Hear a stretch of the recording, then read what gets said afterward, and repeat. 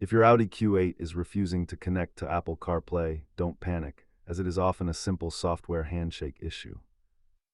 Statistics show that 80% of connectivity failures are resolved by basic MMI resets rather than hardware repairs.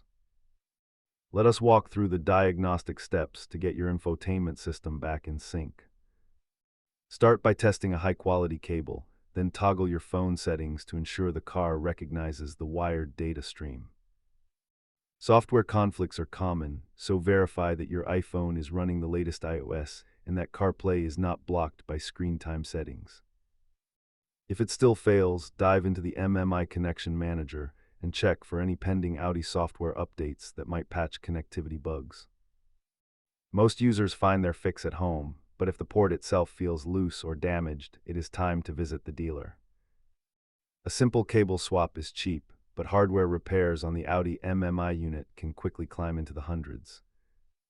To perform a hard reset, hold the volume knob down until the Audi logo reappears, then repair your device from scratch. Keep an official cable in the glove box and consider an OBD-I scanner to rule out deeper electronic control unit errors. Remember that the simplest solution is usually the one that works, so start with the basics before spending money.